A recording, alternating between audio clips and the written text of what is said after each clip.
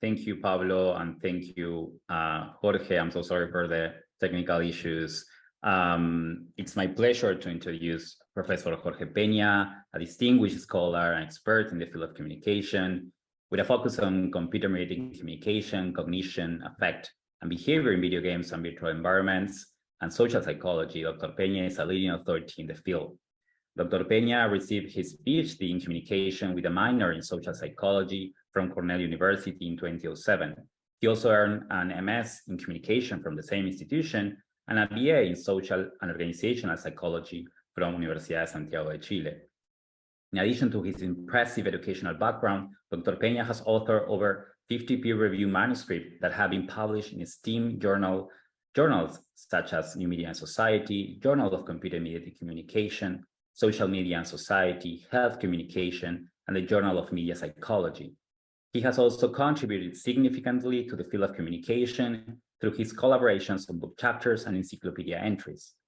Dr. Peña has been awarded numerous grants and fellowships and is an active member of the International Communication Association and the National Communication Association.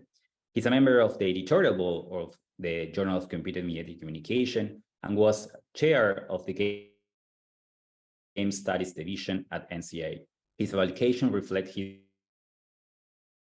unwavering dedication to advancing communication as a field of study, and his research has been widely cited and recognized by his peers.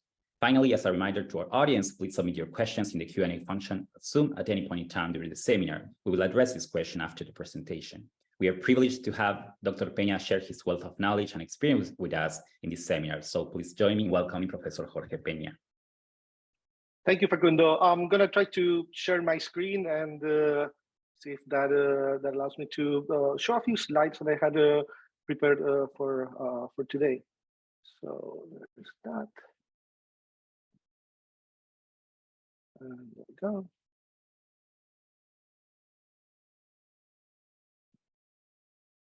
Okay, that should be working. Thank you so much for having me today. As a way of starting, I would like to discuss the research I've been carrying out throughout the past almost 20 years now in connection to how video games can be used to change people's perceptions about the self and also change their perceptions about partners. My interest in this research area came as a young kid growing up in Chile, and my parents own a video game rental store, a VHS rental store back in the late 90s. And I became really intrigued in how people were being affected by this particular technology, and in general, how Chilean society was affected by the advent of new technologies like color television and the internet, the email, and of course, interactive media. Now, at the time when I came to the United States, most of the research was in connection to the negative effects of video games. When I would open any of our esteemed journals in communication or in psychology, usually the first couple of sentences would harken back to the massacre of the Columbine High School and make a connection between the use of video games and the negative societal effects, which to me reflects something that is a theme in this presentation, which is the idea of looking at video games and virtual reality with a focus on either dystopian effects, like how this technology might have negative effects on the individual and society at large, and also questions about how the technology can be used to foster more positive social outcomes.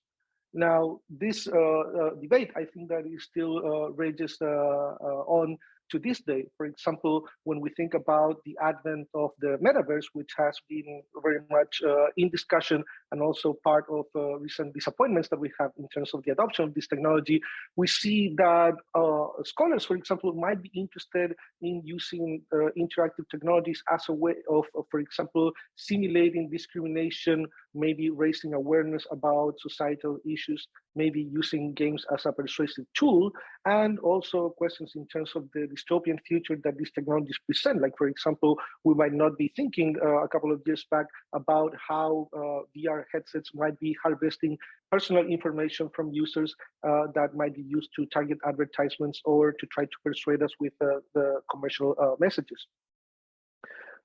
Nowadays, I think that when I talk about video games and virtual environment, it is also necessary to address the moment in which we're in which, for example, companies like, for example, Facebook, now branded as Meta, have been trying to create the metaverse for users, and at the same time, this endeavor has been highly publicized.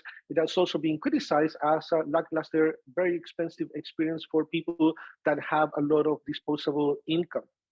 And I think that this, to me, points out to the divide that I want to call attention in terms of where the industry is right now, with a lot of enthusiasm for the metaverse, virtual environments, and games, and the reality of adoption to those technologies not being as much as the industry would have expected, except for video games, which seems to be still going strong.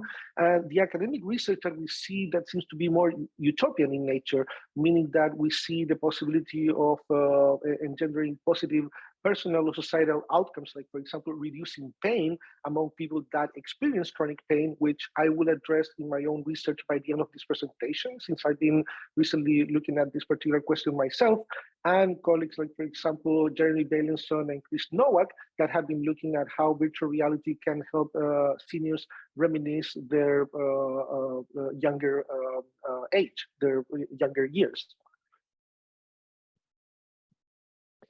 I think that in general, when I look at the field of communication, I see three main research strands. Of course, this might be oversimplifying a complex field, but in general, I would say that one strand of researchers are very much looking at video games and virtual reality as social laboratories.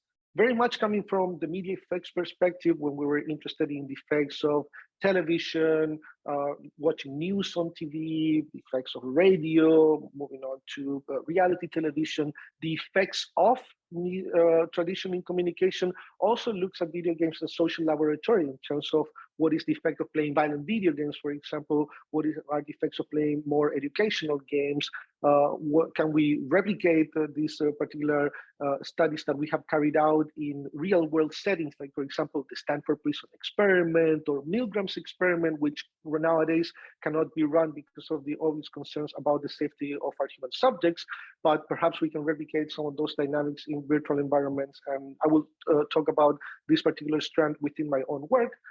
I think that in general, the media effects tradition and study replication endeavor is very much connected to hypothesis testing and trying to see what would happen if we manipulate this particular variable, like aggression versus no aggression, and see the effects on individuals and perhaps society at large.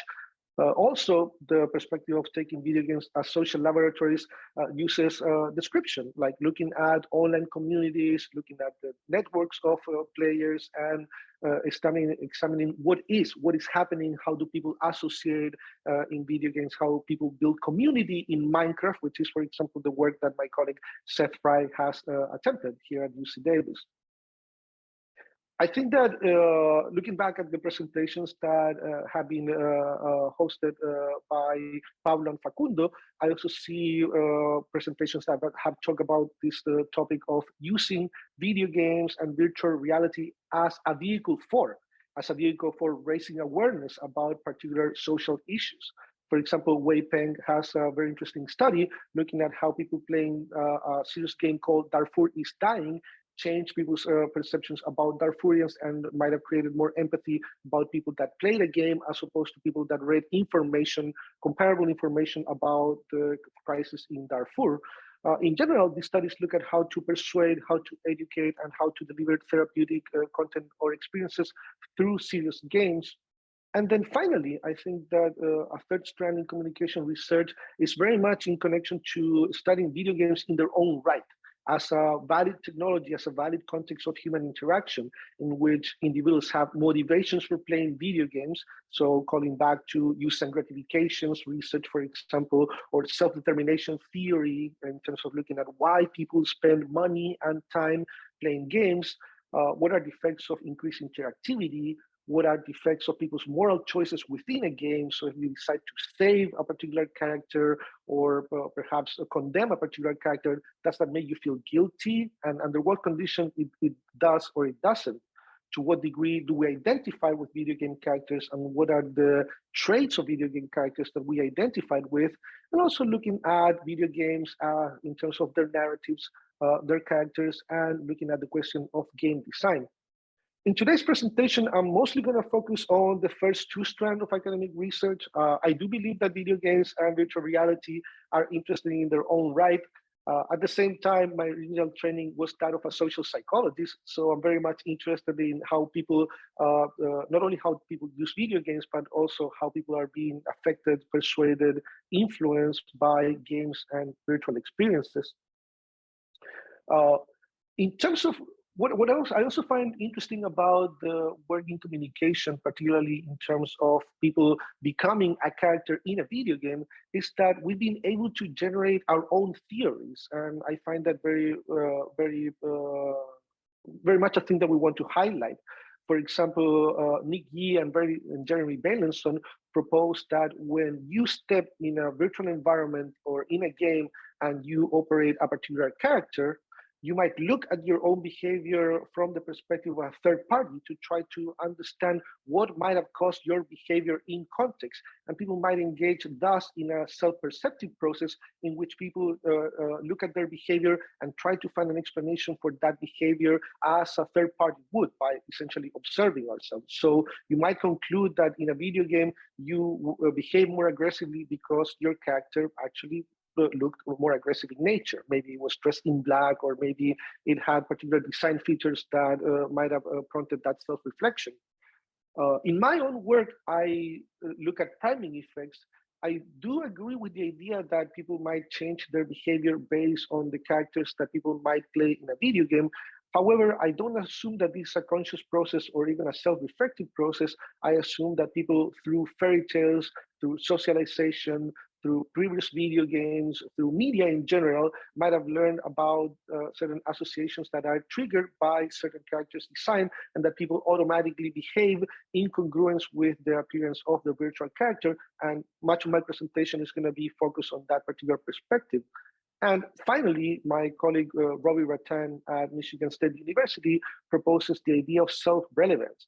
When, for example, in video games, we might, or a virtual environment, we customize a character to look like ourselves, we might have more ownership. That character might become more relevant to us. And therefore, the act of customizing or tailoring a character for it to reflect our own features might make it more relevant to us, and therefore more having a stronger effect on individuals' attitudes and behaviors. Most of my early work tried to look at this question by carrying out controlled experiments in which I would have individuals, for example, discuss in a virtual environment about the violation of social norms in groups of 3 people. And for example, I simply manipulated where the avatars of the participants were dressed in black. You can see on top that particular screenshot showing characters that look a little bit like villains from Star Wars, like dress up in dark cloaks. And you see the comparison condition in which it was essentially the same discussion, the same characters, but dressed in white.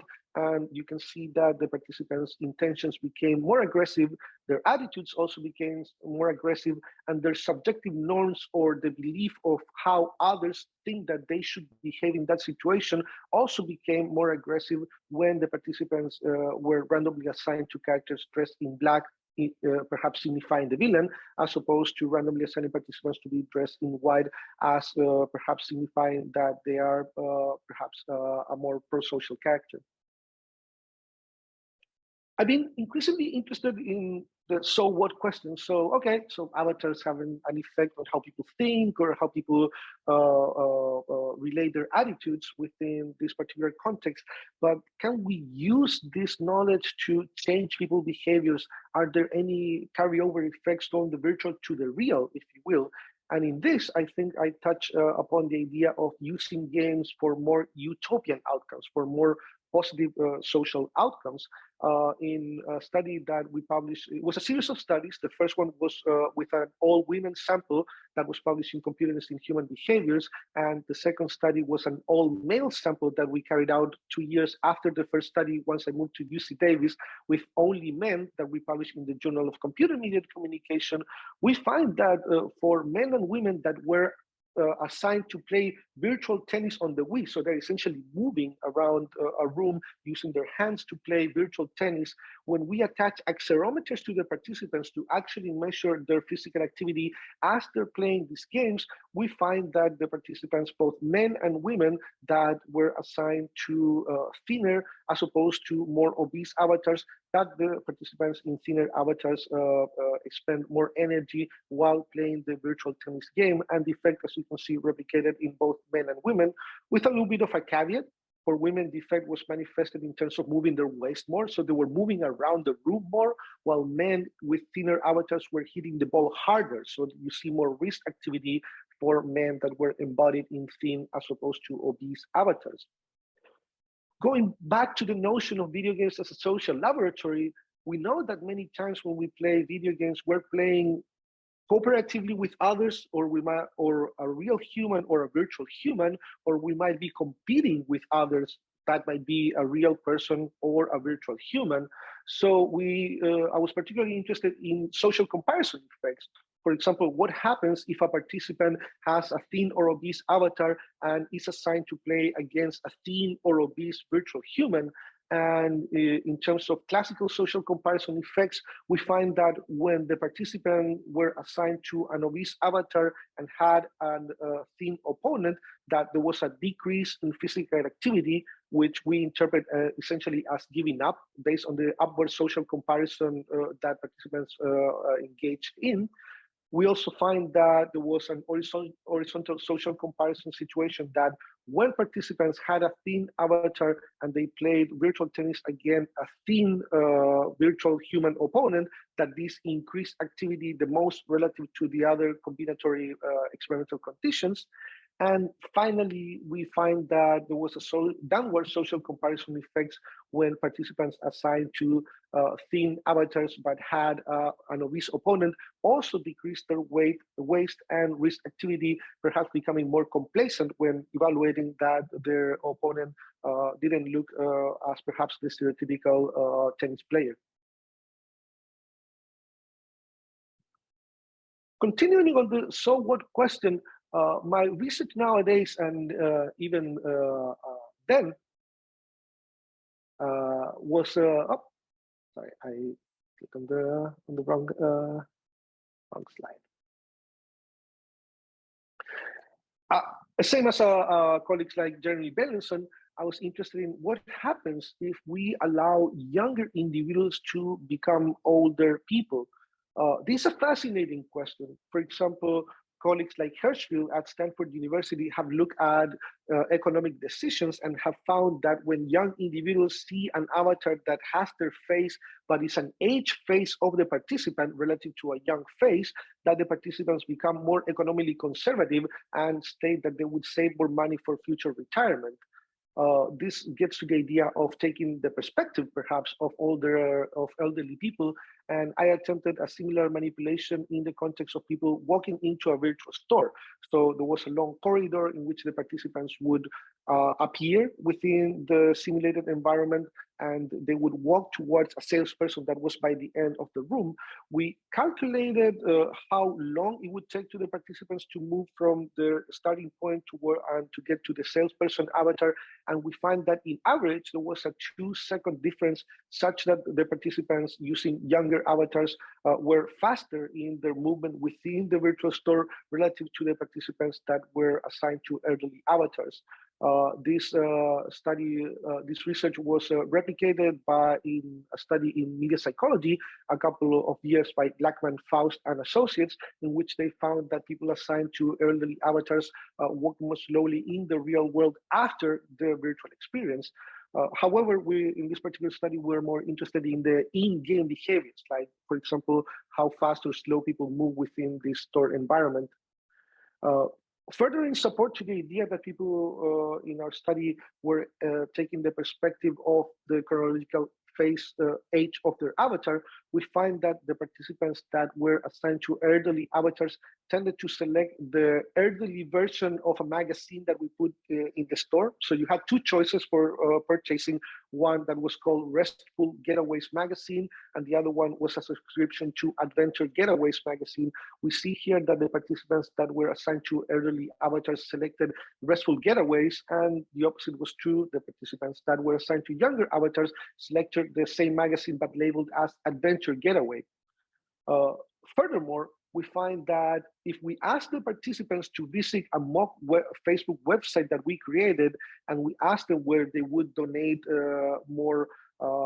they would befriend a nonprofit that was on Facebook, or they would donate money to that nonprofit that was presented on Facebook, or they would volunteer hours to that nonprofit, we find that the participants that use elderly avatars as opposed to young avatars were more likely to intend to donate more to the nonprofit, intended to befriend the nonprofit on social media more so, and they intended to volunteer more hours. This harkening back to the idea of using video games and virtual experiences for utopian or pro-social effects.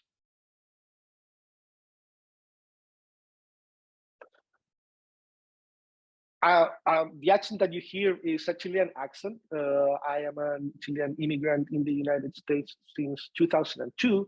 And from that particular perspective, based on the work that I have done before, I became increasingly interested in the question of how people communicate, how people perceive outgroup members in a virtual environment or after a virtual experience. And one study that we carried out that I'm very proud of is a series of studies in which we look at whether taking the perspective of a character in a well-known game called Papers, Please would affect the participants' beliefs about immigrants. When I was reading the literature about Papers, Please, critical scholars in our field were saying that Papers, Please was an empathy simulator that allowed people to enter into the perspective of a migrant in a dystopian Eastern European society, a little bit of a riff on Stalinist Soviet society at the time.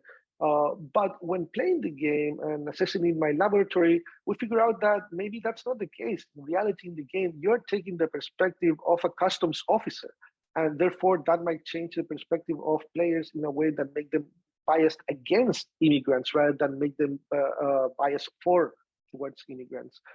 To test for this particular hypothesis, we invited a sample of participants that were randomly assigned to play Papers, Please or the Westport Independent. The Westport Independent looked very much like Papers, Please. It has the same isometric perspective and pixelated art, but it was about becoming the editor of a newspaper as opposed to becoming a customs agent.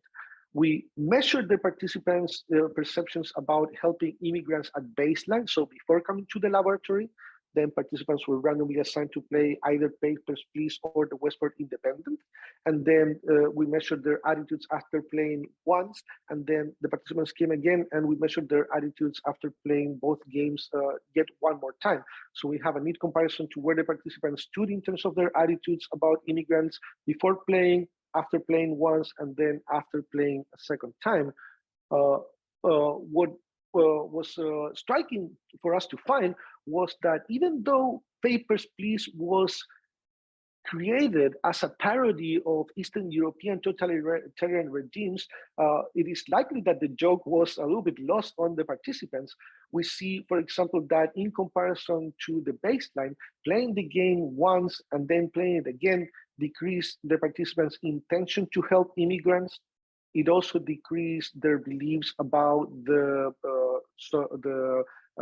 subjective norm or what significant others thought the participants should do about immigration, and also decreased the participants' perceptions about their perceived behavioral control in terms of helping immigrants in the future.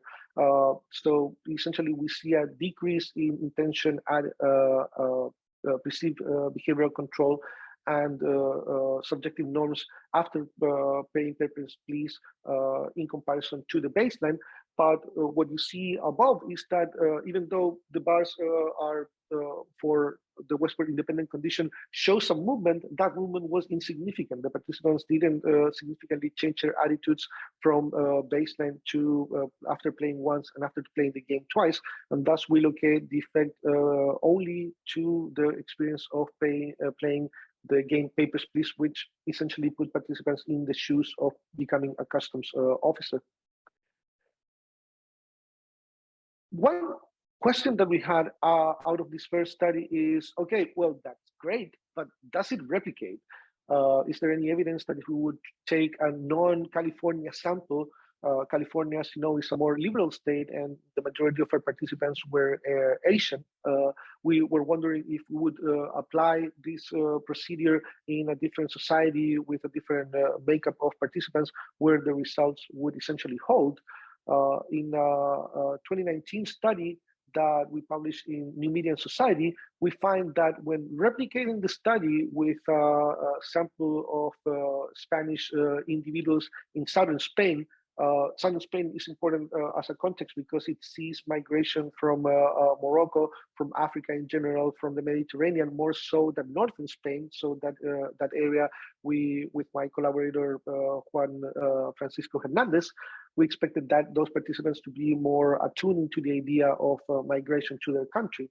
We're able to replicate the intention effects, but the effects were, as you can see, more attenuated in comparison to the US sample, but nonetheless, there was a decrease from, in terms of the participants' intention to help immigrants from the baseline after playing the game once and after playing the game a second time.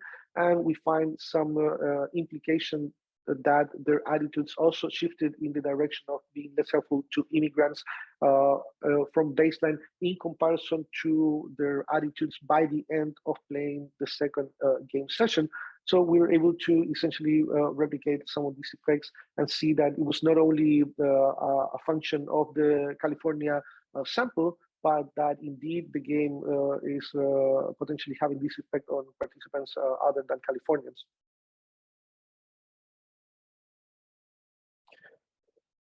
This has really sparked my interest in the question of how video games and virtual experiences can be used to change people's attitudes about outgroup members. Now, the previous experiment that I talked about, the Papers, Please study, is a little bit more dystopian in nature. You are becoming a customs agent, a cog in the machine, if you will, and that might change the participants' perspective about immigrants. In this particular study, we're looking more at how can we use games and virtual experiences to perhaps make people more accepting of outgroup members. With graduate student Grace Wolf and my colleague Magdalena Wojciechak, we randomly assigned female participants. So this was a study only with female participants. We pre-screened them and knew that all of the female participants were pro-immigration when they came to the laboratory. And we assigned them to two conditions, essentially to customize an avatar that looked like themselves or create an avatar that looked like someone else. And this is important to us because you might have been exposed to literature that makes the claim that when people feel more identifiable in a virtual environment, that people might be kept in their best behavior in comparison to when people feel more anonymous. So the hypothesis was that if you create an avatar that someone on the street can say, hey, that looks like Jorge based on my avatar, that increased connection between the user and their avatar in terms of how they look like, and the increasing identifiability that people can figure out, hey, that virtual character is Jorge or whoever it is, then that might make the participants perhaps more accepting of outgroup members because they're essentially put on the spot. This is congruent with Walther and Park's warranting hypothesis and also consistent with the social identity model of the individuation effects and its strategic self-presentation component. Before the participants met someone in a virtual environment, we also primed them to think about a common identity, like, for example, write a paragraph about the experience of being a woman in a common in-group identity condition, or the participants just elaborated about their dorm room in the control condition. We didn't find any effects for the common identity versus control prime manipulations, but we did find that when the participants were then materialized in a virtual environment and they were shown an outgroup member. Remember that the female participants were all pro-immigration, but they were shown a character that they would communicate with that was of the opposite perspective. So you see this female character with an immigrants out t-shirt. That was a screenshot from the study.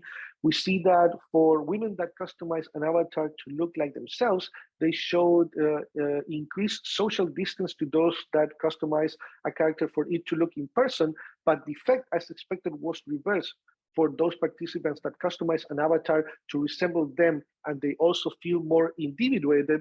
Then we see an indirect effect that decreased social distance. Furthermore, we find that individuals' pre-existing beliefs moderated the relationship. For example, for those female participants that cared more or were at average in terms of how much they care about immigration as an issue, customizing a character that looked like the self increased social distance. So we interpret the findings to mean that for participants that customize a character to look at themselves, they were reminded of who they actually are. And for those that care more about immigration, then there was an effect that they were less accepting of an outgroup member that had a different belief about the topic of immigration. However, for the participants that show low involvement with the issue of immigration, there was no such effect of polarizing them against the outgroup member.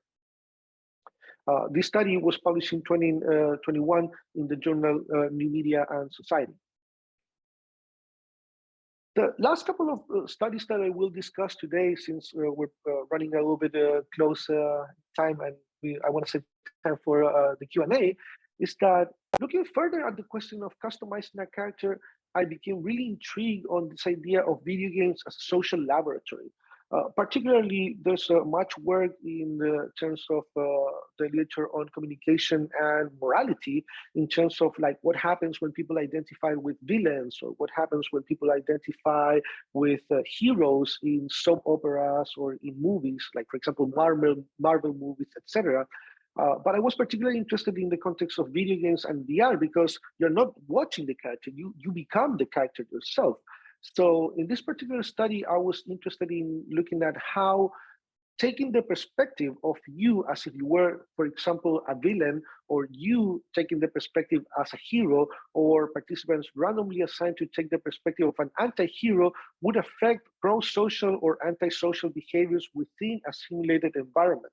So the manipulation was quite simple. We presented participants with portraits and descriptions of heroes like Wonder Woman, Superman, anti-heroes like Catwoman or Han Solo, and villains like Cruella de Vil and Emperor Palpatine. These had been exemplars that had been used previously in the literature to prime pro-social behavior. So we said, well, let's ask the participants to create a character that looks like them. And we then invited them to a simulation of the Milgram obedience experiment. So the participants encounter an authority figure dressed in a white coat with a British accent. So we hired a British voice actor that essentially walked the participants through the Milgram experiment, introduced them to a virtual human, and the virtual human was presented to the participants as either agentic or sentient, or non-agentic or non-sentient, meaning that we told the participants, if you shock this character in the agentic sentient condition, the character, this behavior of yours is going to generate a line of code that then is going to allow this virtual character to remember what you did to it. And for the participants in the non-agentic, non-sentient condition, they were essentially told that nothing, that if they shock the character, no consequences. We recorded the voltage intensity of the participants, and perhaps anticipating the question of, well, the Milgram procedure, a lot of students know about that. Everybody knows about it, perhaps. So does knowledge of the Milgram procedure change the participants' participation or behaviors within the study? The answer is a stark no, meaning that 24 participants knew about the milligram experiment, but isolating them from the data analysis didn't change the results. And when looking further at those 24 participants, the majority of them, but not all, 4 out of those 20 participants bowed out of the experiment and said they didn't want to do it, but the remaining 20 just went along with it. And what we find is that the majority of the participants delivered the maximum amount of shocking possible within this virtual replication of the milligram experiment. When looking back at previous studies that have attempted this methodology, we find that our study finds the most shocking being done by participants, that 82.8% of the participants shocking up to the max is the maximum that has been observed in this particular literature. I interpret that to be in connection to the game-like nature of the study, that might have made participants to be more likely to go all the way and shock relative to doing this in a non-mediated, in a real environment with actors, for example. And we also find the idea of embodiment having an effect, such that the participants that customize a character to look like themselves as a hero gave less intense shock to the virtual human relative to participants that customize the characters as villains or anti-heroes, which makes sense from this idea that there's a priming effect from these characters, that it's reminding you of certain patterns of behaviors, of way of thinking, and therefore that curve down the participants' shocking behavior in the hero customization condition. And we also find that there was an emotional response connected to shame. This was a main effect of the agentic versus non-agentic virtual human, such that the participants felt more shame when shocking a sentient or agentic virtual human relative to the opposite. This, of course, is, as you can tell, a study looking at more a combination of both utopian and dystopian effects. I was particularly interested in situations that allow people to become more pro-social to others, the hero condition, but also allow the participants to participate in a study that gave them the freedom to become the villain and engage in more dystopian negative behaviors. That would be in the in the villain condition. The last study that I will discuss today is Utopian through and through. I've been recently partnering with colleagues in the School of Medicine at UC Davis, particularly with Ian Koepner, my collaborator, who's very much interested in the question of art and pain. And we became interested in the idea of whether exposing individuals to virtual art would decrease their pain levels. Now, this question has been examined before, but not necessarily the way that we did it, in several ways. For example, this question had been examined in terms of using participants that didn't feel pain, but instead of doing that, we actually went outside the walls of academia and ran a social media campaign that was able to secure the responses of individuals that were certified to have chronic pain and loneliness issues, and we randomly assigned them to different versions of our virtual museum. You can see an artwork present condition in which the art was there. The art pieces were selected from a pre-test done by Google Arts and Culture. So we knew that this artwork would remind people of family, of friendship, and positive emotion. And in the artwork absent condition, we just removed the artwork, and then the participants just went through an empty museum. There was a pre-post experimental design, so we measured pain before the participants received our manipulations and then after.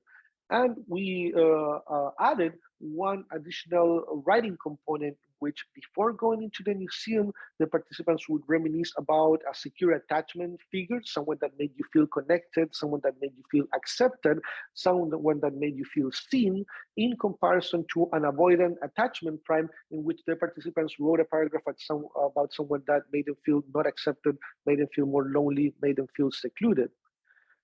We had a hanging control group that received no virtual museum manipulation and no attachment prime whatsoever. And what we find here, and this is something that with some luck, I'll be able to present that NCA later this year, we find that in support of the distraction hypothesis, the idea that art and video games can take people away from their pain, pre-test pain was higher than post-test pain for participants that were exposed to either version of the virtual museum. So artwork, no artwork, both of them were not different from each other, but both of them decreased pain relative to the pain that the participant experienced at time 1. The control condition participants' pain scores did not change, they remained the same. And finally, relative to the control group, we find that priming, a secure or avoidant attachment figures also decrease their post-test pain, perhaps implying that either reminiscent of these attachment figures was able to take momentarily the participants away from their bodies and away from the pain that they were experiencing. I look forward to continuing replicating the study with mobile platforms. The study only run on browsers. And so I'm interested in replicating this using mobile technologies and also having a virtual reality version of the museum to see whether the media through which these experiences are delivered changes its effects. To summarize, I started off talking about my perception of the field of communication in terms of trying to test for hypotheses or describe reality as it happens in games and virtual environments. The idea of using games as a vehicle for therapeutic experiences, to deliver serious games that would change people's attitudes, and also drawing attention to research that finds that video games are contexts that deserve scientific explanation in its own right, regardless of what we want to do with it from a practical purpose. Some scholars assume that video games are interesting as their own channel, as their own media. In my research, what I find is that games and virtual reality under certain conditions of embodiment and design can be used as a social laboratory to change people's attitudes and perhaps increase their well-being. But at the same time, when looking back at utopian versus dystopian takes about video games and virtual environments, you can see that my research takes a middle road, a decidedly middle road that makes the claim that more pro-social or anti-social effects of video games and virtual environments are not effects of the technology itself, are more a function of the design features like avatar selection or the avatar that is given to you, or how you customize a virtual character, or how you use it, or how we craft different scenarios, social scenarios for the participants to interact in. And thus, video games and virtual experiences can be used to test for a broad range of utopian and dystopian social effects. Thank you so much for attending today's presentations. And if you have any questions, please, we can engage in the Q&A. Thanks. Thank you, Jorge, very much. Pablo, would you mind add me as a co-host? For some reason, I don't have the chance to turn on my video. Then I am perfect. Thank you, Jorge. This was truly, truly fantastic, very insightful presentation. I would like to invite the audience to ask questions in the Q&A function of the Zoom. But I would like to start with maybe 2 questions. The first one, Jorge, is this idea that you mentioned at the end of your presentation, the idea of the impact of the device, of the technology, of the media object. And I'm curious, like from your experience, from like the research that you have been conducted like for several years, what happened when manipulating different technologies, how the evolution of these technologies, which at the same time are getting more immersive with, for instance, virtual reality, how this evolution of technologies from desktop, from like computer, from cell phone, from virtual reality have in some way or not, or in many ways, affected these 2 theories that you are like discussing or engaging with. For one side, the idea of the game or games as social laboratories, but also the idea of games as vehicles for other outcomes. Yeah, thanks, Facundo. I appreciate the question. One of the first thought that comes to mind is meta-analysis by John Sherry at Michigan State University, where he was looking in the early 2000s at the effects of violent video games. And what he found was a temporal effect such that more recent video games at the time of the meta-analysis held stronger effects in comparison to earlier games. And Sherry was making the claim that potentially the increase in graphics, the music and sound, essentially the bandwidth that is transmitted by video games can enhance its effects. And based on that insight, I became of the belief that when we theorize the effect of video games and virtual environments, we do want to link our theorizing to the technology itself behind delivering that particular media content. For example, better graphics, better sounds are in general expected to have stronger effects on individuals' psychological makeup and their behaviors relative to more cartoonish experiences. At the same time, in my own work, I've engaged in this question when looking at health games. For example, with my PhD student, Dr. Subuhi Han, we had people play a video game that was themed to help people with depression. And we invited a sample of students that were showing signs of depression, and they were asked to play a game that is a popular game using the literature where you're matching faces with different types of emotions, and you're doing it as fast as possible. And we had two versions of the game. One was in a phone screen, so you would play it on a phone, or you would play it on a wide screen. And congruent with work at the time by researchers like Matt Lombard, we found that playing the same game in a wide screen had stronger effects on the participants in comparison to playing the game on a smaller screen. That being said, when I have looked back at the literature, those effects in other contexts has not replicated as well. And one possibility is that we're becoming more used to smaller screens relative to 10 years ago, where the maximum experience was to get in your home theater and watch it on the big screen.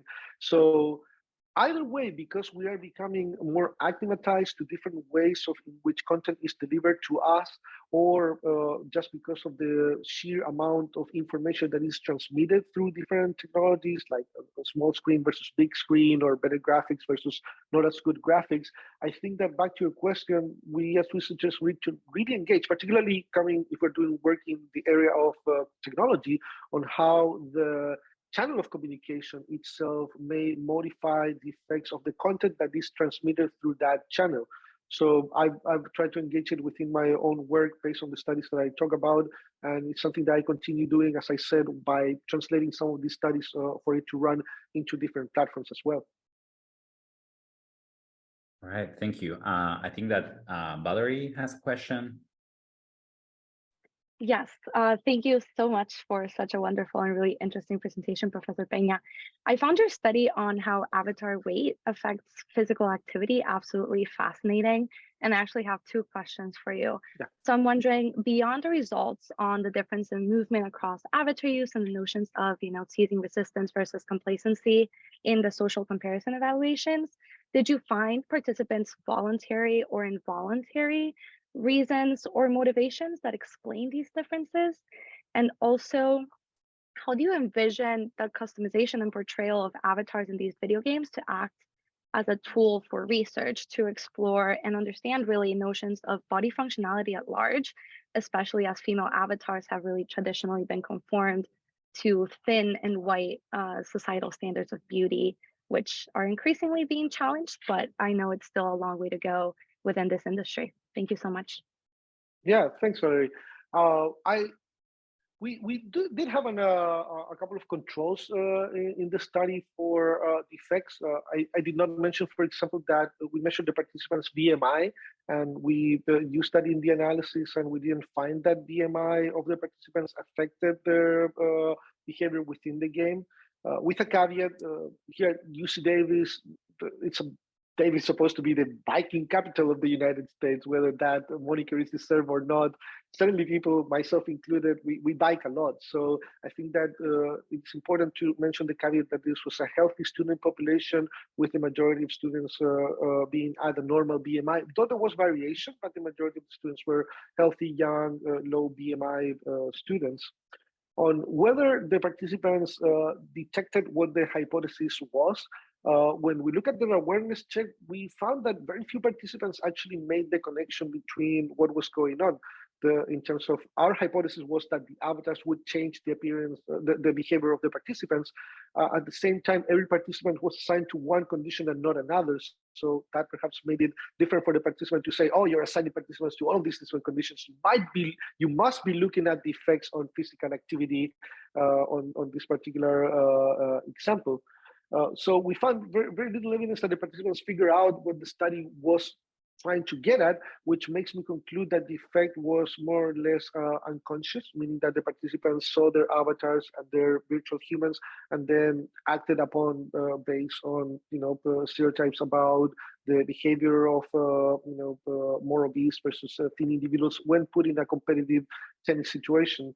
So back to your first question, based on the awareness checks and I would say my own interest in priming effects, which assume that these effects are automatic and not necessarily conscious, I veer towards the unconscious. That it's not that people intended that when assigned to an avatar within those conditions.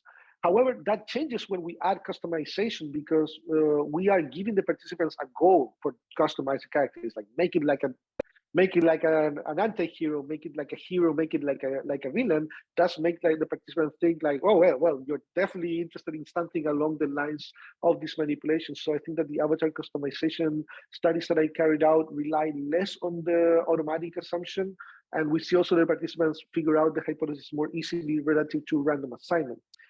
In terms of their use for changing people's behaviors and health in particular, which is implied in your question, I've seen studies by Shyam Sundar and one of his students where they randomly assign participants to attractive avatars or unattractive avatars, or they, and the comparison to that was having the participants customize a character that looks like your ideal self, in which the researchers assume that probably the ideal self is an attractive person. Now, the one-to-one comparison there is up for debate on whether an ideal self avatar actually matches an attractive avatar. Some people's ideal self is not even connected to physical appearance. But what I find interesting about those studies and something that I want to address in my own work is whether there's a difference between random assignment and customization. Because if I assign a participant to here's an avatar and it's a hero and it kind of looks like a stereotypical hero as opposed to a participant that I tell them customize a character that looks like a hero, there's a big difference because I find that many of our participants get trapped in the, oh, it doesn't look like me or it doesn't look like a hero. They really spend more elaboration and effort in the customization relative to the effect of just simply seeing the avatar that has been pre-tested and pre-created for them.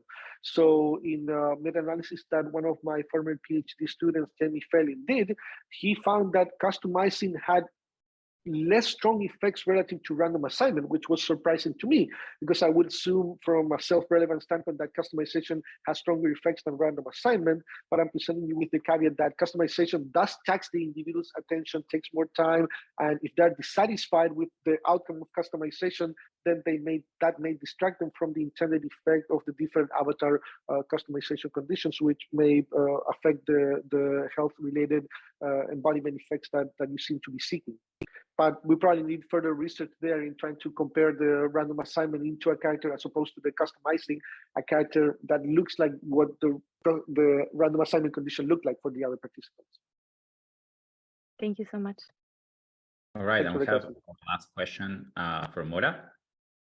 Yes, thank you, Facundo, and thank you, Professor Peña. I find your research topic absolutely fascinating.